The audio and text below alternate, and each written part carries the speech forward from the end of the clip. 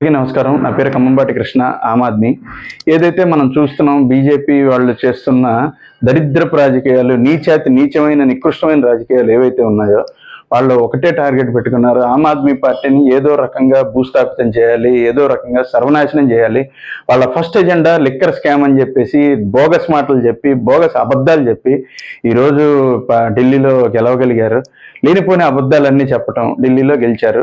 So ఇప్పుడు వాళ్ళ target ఏంటంటే పంజాబ్లో కూడా లేనిపోని బోగస్ మాటలు చెప్పి పంజాబ్లో కూడా గెలవాలి అనే ఒక టార్గెట్తో వాళ్ళందరూ కూడా ఇప్పుడు మళ్ళీ రాజ్యసభ ఎంపీలు ఎవరైతే ఉన్నారో 7 ఎంపీలను కూడా లాక్కోవడం అనేది జరిగింది. సో ఇందులో మనం చెప్పుకుంటే కనుక ఒక హర్భజన్ సింగ్ గారు తప్ప మిగతా అందరూ కూడా అతి సామాన్యులు అనమాట. వాళ్ళు ఎవరో కూడా ప్రజలెవరికి కూడా తెలియదు అనమాట. ఆమ్ ఆద్మీ పార్టీ ఢిల్లీలో గెలిచిన తర్వాత, లేకపోతే పంజాబ్లో గెలిచిన తర్వాత పంజాబ్ తరఫు నుంచి వీళ్ళందరినీ కూడా రాజ్యసభకి నామినేట్ చేయడం అనేది జరిగింది.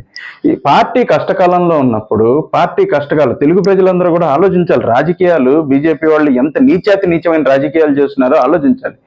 ఈవెన్ ఒక సామాన్యుడిగా ఎవరైనా ఒక బడ్డీ కొట్టు పెట్టుకున్న వాళ్ళు ఒక సామాన్యుడిని తీసుకొచ్చి అతనికి ఏదన్నా పదవి ఇస్తే, బీజేపీ ఆమ్ ఆద్మీ పార్టీ కనుక పదవి ఇస్తే అలాంటి వాళ్ళని కూడా బీజేపీ అరెస్ట్ చేయించేసి ఈడీ రైడ్లు చేస్తుంది. దానికి ఎగ్జాంపుల్ ఏంటంటే, ఏదైతే మనకి వీళ్ళు దొంగ డ్రామాలు వేసి మహిళా రిజర్వేషన్ బిల్లు పెట్టిన రోజున మా అశోక్ కుమార్ మిట్టల్, ఆయన పేరు అశోక్ కుమార్ మిట్టల్ అనే ఆయన లవ్లీ ప్రొఫెషనల్ యూనివర్సిటీ అని పంజాబ్లో ఉంది, దాని అధినేత అనమాట.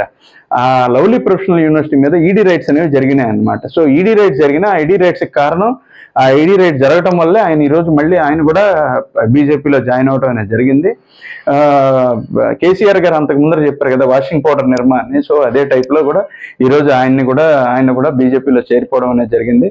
సో ఎవరు ఆమ్ ఆద్మీ పార్టీకి సపోర్ట్ చేస్తే వాళ్ళందరినీ కూడా వాళ్ళు ఈడీ రైట్స్ అనేవి చేస్తున్నారు అనమాట. వాళ్ళు ఎవరనేది కూడా తెలియక్కర్లా, వాళ్ళ మీద ఈడీ రైట్స్ పంపించేస్తారు.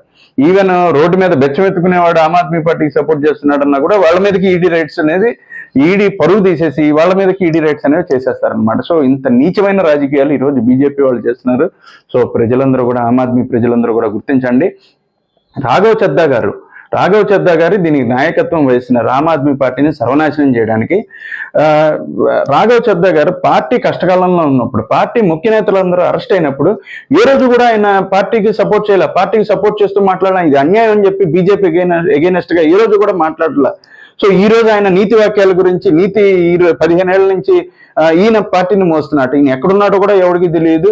ఆయన్ని తీసుకొచ్చి రాజ్యసభ ఎంపీ ఇచ్చారు.